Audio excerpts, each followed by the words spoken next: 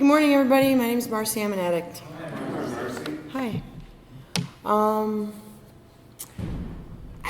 I know that it's not like you're supposed to come up here and have like a written script or something, but for some reason, I feel very like lost. If I have to come and share my experience, strength, and hope, like my story is my story. I can tell you my story, but to really share about like a specific subject, there's this strong feeling inside of me that I want to tell it to you right, because I don't want to mess up your recovery, because this is a workshop subject, so it must be important, you know. Where my story is my story. It is what it is. There's no right, wrong, or indifferent. But for some reason, so then I realized, well, I just have to share my experience, strength, and hope with this subject. That's all I can do. I'm not here to be a teacher. It wasn't like I was supposed to study something and then to give you the wisdom. I can only share my experience, strength, and hope in any situation. There are some times where someone will come to me and be like, Marcy, can you help me a little bit with this? Having trouble with my husband. Stop there. Never been married. Anything that comes out of my mouth right now from this point forward is going to be bullshit, because I've never been married. So I cannot share my experience, strength, and hope on that subject as an example. But the subject today, changing motives, I have had a motive since as far back as I can remember.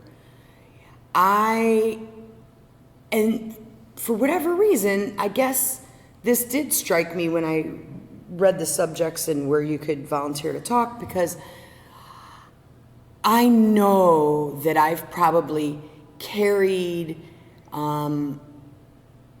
manipulative motives maybe longer than some into recovery. I got clean young. Good, bad, or indifferent, I learned about the program very young, and so by the time I was 18, just before I was 19, I couldn't like be in denial anymore. You know, finding out about NA can really ruin your high. And that's what happened. I found out about it young, and so then it messed me up. Well, then, you know, by the time like I said, I was 18 just before 19, I knew that there was no denying it, and I was an addict and I needed to get help. But that didn't mean I was ready for all this. And I honestly don't think someone at 15, 16, 7, kids are coming in to treatment real young back in the day, I mean, if someone under like 25 was in treatment, it was like the talk of the town, there weren't even like, and there were barely even treatment centers and stuff around. Now it's all so popular. It's almost like the thing to do. Is Becky in treatment yet? No, but Stan went, and soon Susie will be, it's like, what is that?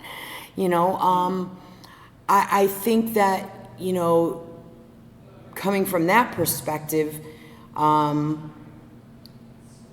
it is often about motive. And I know, like I was talking about this, it's a strange, I guess, segue, but I think some parents don't want to parent, and so their motive is they drop their kid in a treatment center or something and let them fix it.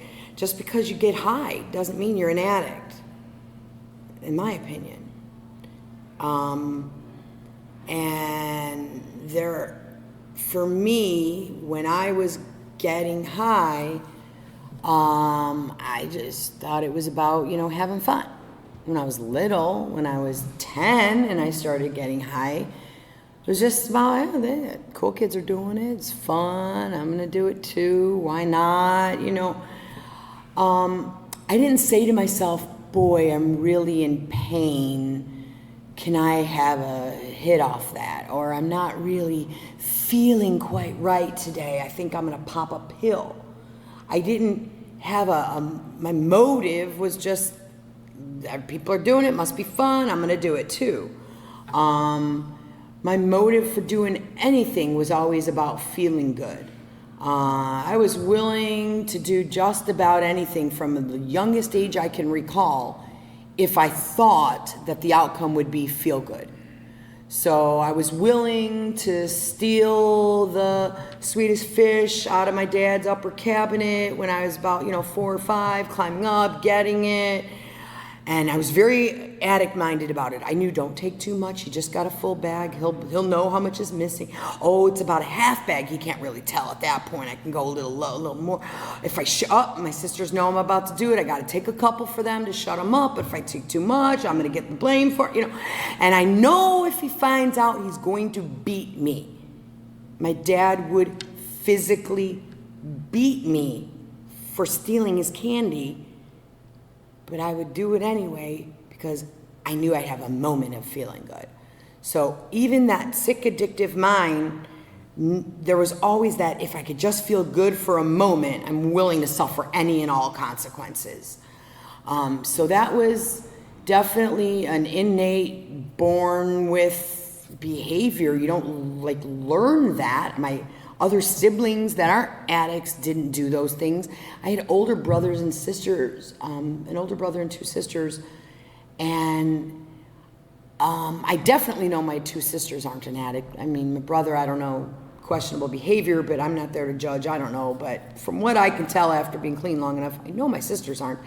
And these older 2 sisters, they wouldn't do anything that would potentially cause them any, harm or get in any trouble.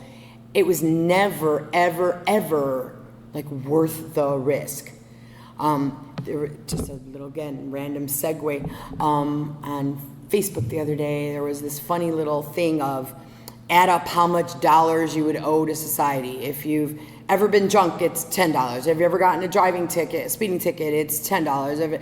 Have you ever TP'd someone's house, it's $20. Just a silly little, and your total could be, I don't know, I think it came out to 180 or something. And, my high school friend that posted it, he was like, damn, 110, I was like, what? I honestly didn't admit it all. I didn't. I think I stopped when the total came out to 140. I'm like, that's all you need to know. That's good enough. And then this one girlfriend of mine, she put up 0. And my instinct was like, that is wrong. You are a nobody. And then I'm like, come on. You never even TP'd a house with us. You never egged someone's house. You never did, any of those things. And she's like, no. She goes, Marcy, your dad was a cop. And the most trouble you'd get in might have been a beating. My dad was a preacher. I had to answer to the highest of powers. And I was like, oh, it wasn't just about that initial consequence as the motivating factor.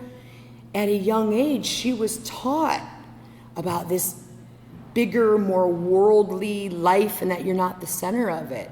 I was definitely not taught any of that. My dad was a cop. I don't blame him, but I certainly can accept that he was a terrible parent. My parents were both bad parents, no parenting skills. And so, let alone that I was already born an addict, I had no shot because there was nothing they could do to intervene to even give me a chance at a better childhood with, better, longer lasting values.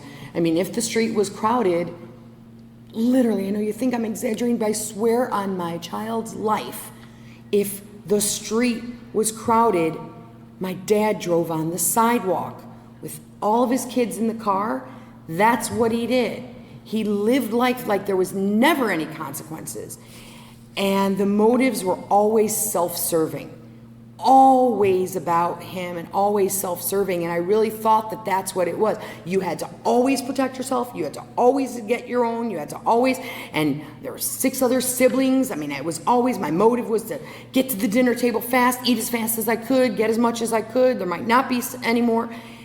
And that's, again, some was nature because I'm born an addict, and some was nurture based on how I was raised. There are many different personalities in recovery. I had this one girlfriend, a newer friend, she's been clean a year. Sweetest girl on earth. She's a librarian, and I always used to joke around I'm not the librarian type of addict, maybe there are some, but she is. She's that little sweet librarian type of an addict, I am not that type. I am trouble waiting to happen. I am a, big mouth praying to shut the heck up once in a while. Some people have trouble speaking. I have no trouble speaking. I do have trouble sometimes letting it come from the heart, letting it come from, God's will of what I should be sharing. I have trouble sometimes sharing, genuinely, but I can talk, And as far as changing motives, when I got clean, my motive was not to not get high. I was young. I wasn't sick and tired of getting high anymore. I admit that. Definitely knowing plenty of people over the years now. Some people come in where they just couldn't even get high one more time. Like, just couldn't do it. That is beaten and defeated in time for you. For me, I could have gotten high more, I'm sure. But I was willing to not get high if I could feel better on a more regular basis. Because the getting high had stopped feeling good anymore, and it was at the point where I couldn't feel fun and good and happy, and it wasn't just partying and having a good time. Then it became, I can't get high enough to make the pain go away. And because I had come to NA for about a year and a half supporting my two younger siblings who went through treatment, etc., and I was there for them and there for their support, at some point, my going to those open meetings with them or going with them to a dance or something, my motivation changed at some point. It wasn't about them. It was like, wow, you guys are having like real fun. When I go out, it is not fun. Using, finding ways to and means to get more was not fun anymore. And getting high didn't feel good for very long anymore. It went from like, woo, to like that, a minute and it's gone. Now what? Now I'm trying to get it again, in college, and I had just barely been clean when I went, there was a teacher that said something about lust for life, and that she was trying to empower us, young 18, 19-year-old students, and trying to tell us that, you have to learn to appreciate the lust for life. You're not supposed to have everything handed to you and everything just given to you, and everything shouldn't come so easy. You have to learn to appreciate and enjoy the lust. And she took it back to the word that we most think about, that, when you see a boy you like and you're like, oh, he's so cute. Oh, I'm not supposed to just walk over to be like, oh, you're cute, let's go, and that's the end of it, and, have sex. Because that didn't always feel so good. But I have to learn about that process. And there is a segue here to changing motives, that what I realized somewhere along the lines of now staying clean 30 years is that it's not just about feeling good temporarily. It's not, what do I want to do that feels good? That's the mentality of a 2-year-old. A 2-year-old just lives to feel good in the next moment, just goes to play with that next toy. There's no thought, there's no concept. They just live for that moment. And life is supposed to be fun, and life's supposed to feel good and all of that. But how I get to feel good today comes from way different places. I've learned over the years that I have to change the way I think. My thinker was broken. Again, whether I was born broken, whether I was raised to think broken, whatever it is, I don't think right. I think better today than I did, but I don't think right. And so my motive was always, I want to feel good. That's all I knew. That's all I knew. Why would you want to think anything different? I just want to feel good. Well, when I started working the steps and talking to people, I learned that feeling good could be, instead of getting a second helping, it could be offering half of mine to someone else. And that could feel good.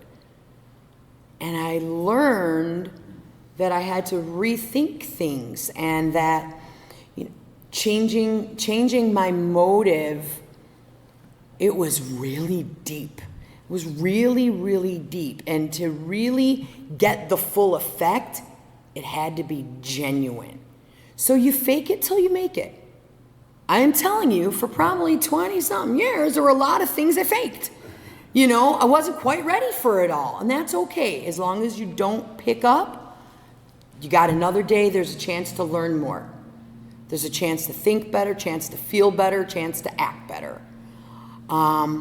Took me a while to get some of that thinking in line. And then you think better, then you could start to feel better. And then when you start to feel better, you can act better. And no one says that there are certain rules, that you have to do any of these in any certain order. But I know that I didn't reap the full benefits until I really understood that if my motive for going to a homeless shelter and feeding, homeless or something, is because there's going to be a news station there and I might get to be on the news and people might reckon, oh, Marcy, she went and fed, I got to be on. The truth is, I did the work and I did the job and I fed someone, and that's great. I didn't really reap the benefits because I didn't feel inside how it helped me. And so I had to learn, that whole, for every action, there's a reaction. It could be good, it could be bad. I had to learn, and I keep learning about, I have to change my motives because it matters to me. It matters inside to the benefits that I'm going to get out of it, and that it's going to be a longer lasting effect. And so there are a lot of motives that I've been working on changing lately. I used to absolutely only go to conventions to fuck people. Absolutely. I was 19. I told you, it was all about feeling good. That lasted a number of years. Then it was, I only go to conventions because I want to see my friends that I don't get to see, and they're in different areas and stuff. Okay, that's good. I genuinely go to conventions now. My motive has changed. I need to, fill up on recovery. I don't have the same kind of, I guess I don't have the, when you're new, you have that certain, I go to a meeting every day and I get something good out of every day. Sometimes I need a bigger hit, and a convention is a bigger hit, and that's, what I get out of it. But I only get that real feeling is if I sit down and have genuine conversations with people and meet new people and get a new phone number and actually use it. And I very seldom take a man's phone number now at a convention. It's the women. And only because then I know that my motive is genuine, because I don't want to get with the woman. My motive is genuine when I am doing something that doesn't necessarily feel immediately good. Sometimes you get a phone call, you gave out your number at a meeting, and I genuinely, in that moment, say, call me 24/7, anytime, I'll be there for you. But when the phone rings and I don't recognize the number, and then I'm like, okay, if it's a bill collector, I'll just hang up. And then it's like, oh, hi, what was your name again? Oh, you've got 30 days clean. That's great. I want to help, but sometimes I'm afraid that I don't get it anymore. I don't know how to explain that, but sometimes I feel like I can't necessarily relate to that brand new newcomer, and I don't feel like I'm going to be able to help them enough.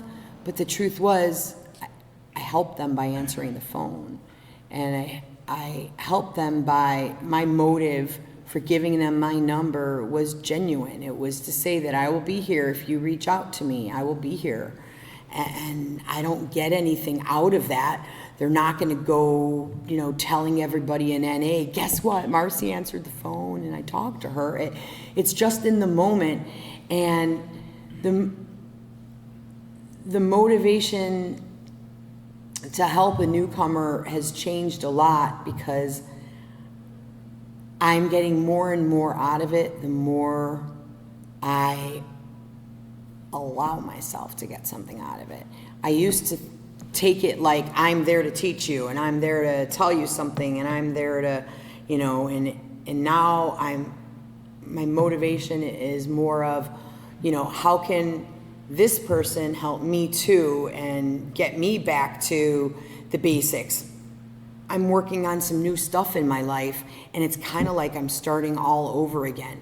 We peel off layers and we stay clean long enough that it's either, that work the steps or die, mother effer. Well, it's like peel off another layer or remain the same, sick bastard. So I don't want to be the same. I don't want to be the same old Marcy. Oh, here's a funny one. I was supposed to share a room at a convention with these two girls. The one girl asked me to come in on the room with them, and she said, yes, so-and-so and I are looking for a third to go to the World Convention. And I was like, oh, okay, cool, I'll do it, let's go.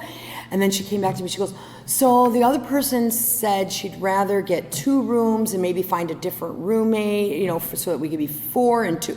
I said, why doesn't she want to share a room with me? Okay. It doesn't feel good, but I knew what she was trying to say. I go, why doesn't she want to share? She goes, well, she said she shared a room with you at a convention once, 25 years ago, and you were loud and obnoxious and kept her up all night. I guarantee you, I was loud and obnoxious and kept her up all night, 25 years ago. Okay, apparently, and I am willing to say this, apparently I've grown some in the 25 years, but she has not. To still think that, to have not even said, hey, Mars, I know you pretty well, and I think you've changed a lot and stuff, but I did have this really bad experience at a convention, and, and I couldn't get, would you think it's going to be like, I don't want to, cramp your party here, but, didn't even have, how do you think that someone you can't still be the same 25 years later and not pick up. I just don't think you can do that. My motives over the years have changed, and long story short, just on that little subject, because it's coming up and I'm so excited, is that one that didn't want me to be the roommate, something happened in her life and she had to pull out of the trip, and she called this girl and she's like, I can't go anymore. And Kathy was like, I don't want to go alone. It's one thing to go to a weekend somewhere, but to go to Brazil and big travel to a dangerous place and all that. She's called me up and she's like, is there any way you can go?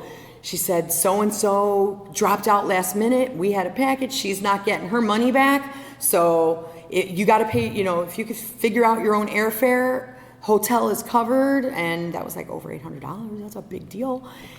And she said, and the air, when I looked, it was $1,500. I decided it was too much. I could go. She's like, no, I checked air. It's $650. I'm like, ooh. And it's funny because, again, the money that I had saved and I was thinking of going, when I decided not to go and it got a little awkward with the roommating thing, and I was like trusting my instincts. Before, I would have gone no matter what. I would definitely have not listened to my instincts, and I would have said, this is real, it's your once in a lifetime, and everything used to be, it's your once in a lifetime. I cannot tell you how many things I've done in my life more than once. It was not the once in a lifetime, or there was a variation of the same, everything isn't I gotta do it because it's a once in a lifetime. But nevertheless, so the end of this is is the money that I had saved that was going to be my initial down payment or deposit, whatever, to go to Rio in January. I decided I had been on this adventure now of losing weight. I don't think a healthy, recovering addict should be in excess of 150 pounds overweight. I think that you're using food in a non-healthy way. I'm not saying somebody can't like food and be a little chubby. I was eating food out of the garbage. I was eating your leftovers when you said to the waiter you were done and you went to the bathroom. I was doing things that were absolutely sick, addictive behaviors that I would not have wanted somebody to put on film. Like, that's a good way to say, would you want this, on film and shown on YouTube? No, So that was one of the last, I stopped fucking every stranger I see. I stopped, stealing anything I could get my hands on. I stopped like a lot of bad addictive type of using-esque behaviors that you could still get the high off of, even if you're not using drugs. Stopped a lot of that stuff, but food was still there, and it was really, really easy. It was really easy to use food and to rationalize and all that. So nevertheless, I started this, endeavor on losing weight. My motives had to change. It had nothing to do. The thing was, I always thought that as long as I'm confident and as long as I have self-esteem, then it's okay to be overweight. But I had to change my motives in order to get the results I wanted, because no, it wasn't about like wearing a bikini. That was never going to be the motive that was going to work for me. And I had to realize it wasn't even necessarily about my health, because I was kind of in okay health for an overweight person. Probably eventually I would get, worse and worse, but for almost 300 pounds, I was still doing okay. But when I couldn't live life anymore, like a regular average person, when I couldn't fit into the airplane seat, needed the extender, when I love coming to Camp Mac and I love coming to this convention, but when it was like, oh my God, wait, the meeting's over there, but I have to go back to the lodge to go get my water. And oh my God, can I just get a water bottle from you? I'll pay it back later. It's like, just, or wait a minute, I'm on the meal plan, but you can only eat those 3 times of the day. What if I want to eat at a different time of the day? Like all that thinking and processing and all that. You know what was a real big motivator? I wanted to stop having my whole life and center of thinking revolve around it. Just like in my using, it was that whole thinking and planning, and it was exhausting. If I could just get high easily, and that's why I'm sure a lot of people stay using longer when they have it easy. Chick's got a guy that just gives it to her all the time or something. She doesn't have to go out and get it or whatever. Yeah, unfortunately, that can keep you high a lot longer. But that struggle of getting and finding means to get more gets exhausting, and that's what I felt. Well, my point of this story is, so in January I made a decision, and my whole life motive has changed. All I want to do is travel. I don't wear jewelry. I don't have anything fancy. Clothes I don't care about. I don't care about, furniture. I just want to see places and go places and travel. I have wanderlust, real bad. And so when in January I said, the amount of money I have right now, I was just thinking I should probably join a health club or something now that I'm trying to eat better. Maybe exercising might go along with that. And the amount of money I had saved at that point was almost to the dollar of how much it would cost to pay for a year in full for the health club and the tanning package too, because if I'm going to go to the gym, I want to fake and bake as my little reward. I always want a little something. Anyway, so that package, buy a year, get a year free, was exactly how much money I had saved. I was like, I think that is the right decision. And I think by making that life-changing decision to take money that was going to go to a world convention, that I'm telling you, I live and breathe for conventions. I mean, I do the other stuff too. I show up at meetings at home. Some people don't do that stuff. I do go to meetings. I do work the steps. I do have a sponsor. I do the other stuff too, just for the record. But yeah, to say that I wasn't going to go to the World Convention in Rio after I've lost, and I had just started losing weight. I knew that I would successfully reach a greater weight loss because I went and as a tool had weight loss surgery along with all the rest of the stuff I do. But so it wasn't a matter of maybe I will. It was like, no, if I do what they tell me to do, I will lose the weight. And so here I am at January, and I said, nope, I'm not going to do it. But here I am in May, and it was right literally almost to the day when I crossed the 100-pound weight loss that Kathy called me and said, the other girl pulled out. Can you come? I'll cover your hotel and just come. And I'm like, look at that. I got a bigger and better reward when I stepped back a long time ago. It wasn't an immediate reaction. And I had to change my motives and change what was going to be right for me and change the whole way I think and feel and act. And I got the bigger reward out of it. And I wouldn't have believed that. And there are a lot of little things in my life along the way. My motive for this new change in my life, absolutely, I'm an addict. I will talk about food in an NA meeting as long as I'm talking about the way I think, feel, and act. I'm not talking about cheeseburgers. I'm talking about that feeling that I can't live the way I'm living anymore. And I didn't think there was ever going to be anything that could change it. But what I had to do in terms of changing my motive was I wasn't living the life I wanted to live. It might have been okay for that day, but it wasn't okay for this day. And I had to change. I had to change my motives. It wasn't about what I might be able to wear. Some people are like, oh my God, you're gonna buy cute clothes.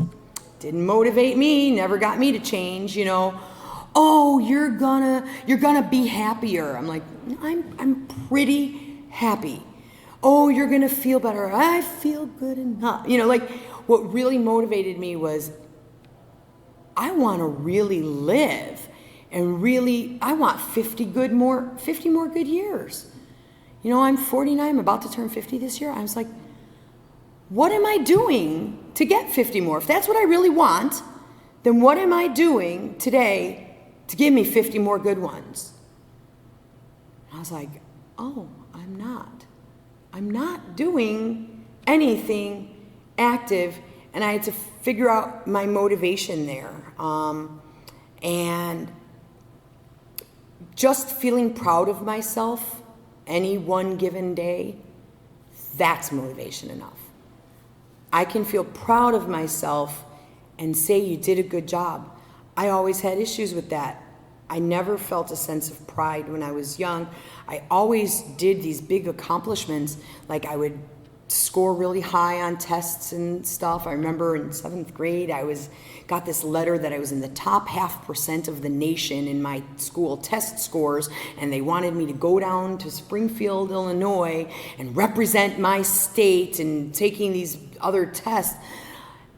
And instead of looking at it like as a reward and a sense of pride, I was like, oh, so this is again how it goes. I did well on a test, and you're punishing me and making me take another test. And like I never got, and I didn't have the parents that said, no, this is the right thing to do. We need to go there, and we need to push you because it's going to make. No, my motivation was never anything I could find within myself.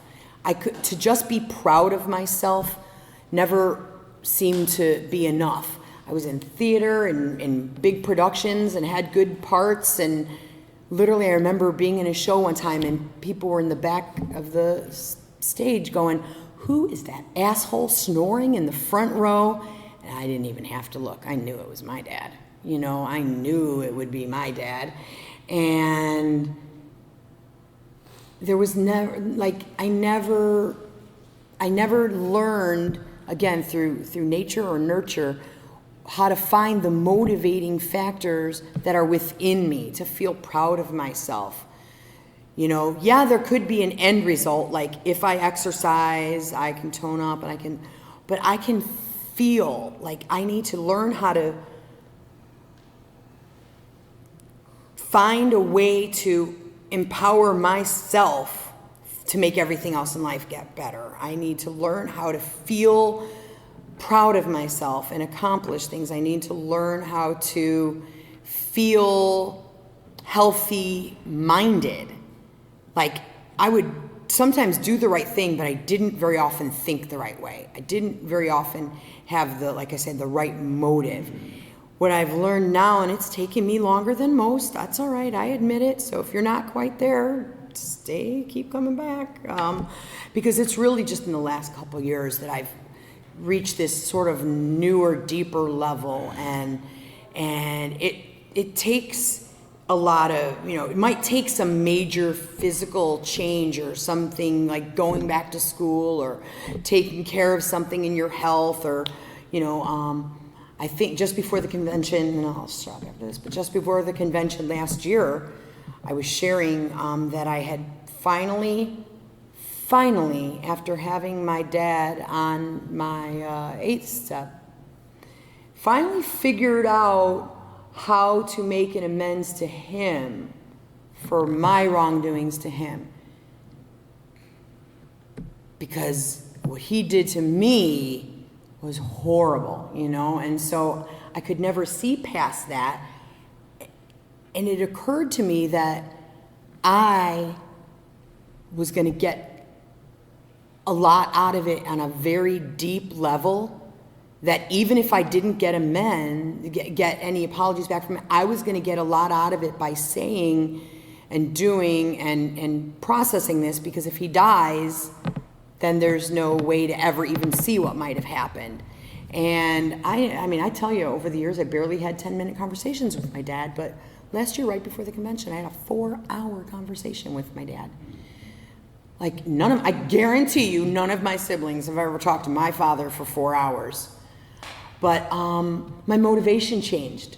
It used to be, I'm going to make this amends someday, but only because it's going to open the door and then he's going to apologize to me. I'll say I'm sorry first, but it's only because then he's going to say it to me. And I never got any of that. But the satisfaction of being able to open the door and have a conversation and have him say things like, yeah, it's never been easy for me to be honest. That was huge coming from this man. He was a dirty Chicago cop. He wasn't honest. He went to prison twice over stuff. He was like hardcore till the end. He would never admit a wrongdoing or ever admit like maybe he wasn't, the most loving, caring father or whatever it might be. But for me, it was very rewarding, and I was able, when I left that conversation, as a matter of fact, my motivation changed. Again, I used to want to do it because I wanted him to apologize to me, but my motivation changed because I thought, maybe my opening up to him is going to be his only opportunity to get some of this out before he dies. Maybe no one has ever approached him like this. I know he doesn't seek any religious counsel. He's never talked to a therapist. He's never, his little wife kowtows to his every little thing and doesn't believe that he ever did anything wrong. And that's great. Live your happy life. I don't care. But when he's in bed at night, I was like, are you ever scared? Is there ever anything you think about that you have regrets? Because I know I have regrets. And I was able to have a conversation, and I'm so glad that motivation changed, because I got so much out of it. I would have never gotten anything out of it. It probably would have been a real thorn in our sides if, 30 years ago I went up to him and said, you better apologize because you gave me a black eye and split my lip. That would not have worked. I wouldn't have gotten anything out of it. But I've grown so much, and I realized that freed me up a lot. So I recommend you not wait 30 years to, make any of those potential amends, because there's a lot that I've sat on that I really didn't need to. And I'm sure that if I had changed my heart and changed my motivation years ago on some of those areas, I might have had a more healthy, fulfilling lifestyle. And, everything happens in its own time, and everything happens for a reason. But I know that this is the best day of my life today. And I can say that today is the best day of my life because I know that I have the tools. I know I have the right heart, the right motivations. I have the right spirit. I know that, things are as in line as they've ever been for me. My spirit, my mental health, my emotional health, my physical health. I freaking ran a mile yesterday. I did it. I never did that in my life, especially outdoors. On a treadmill, watching a TV, there's something, and I don't run on the treadmill, I just do a little. But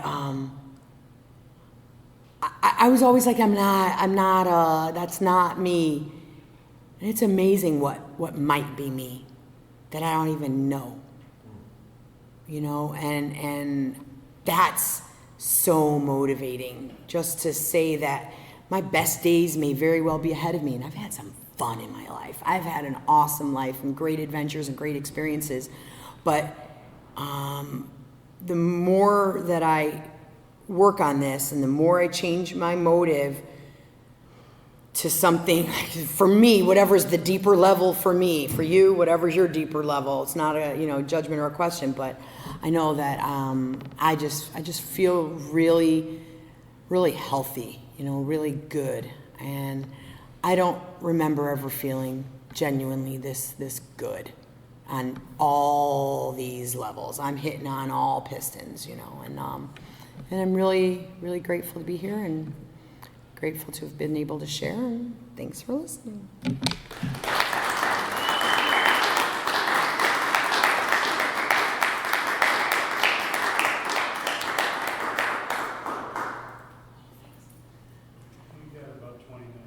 We still have about 20 minutes.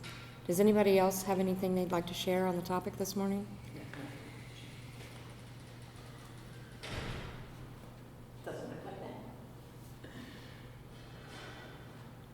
No? Okay.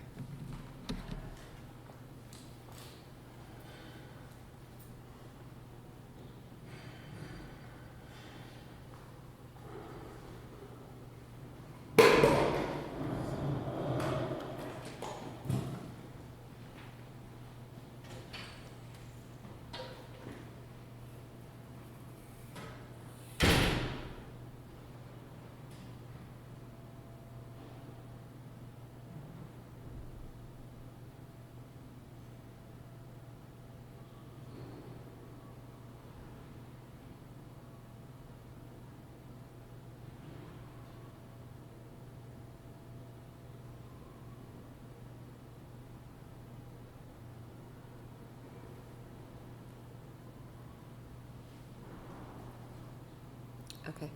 We'll go ahead and close then.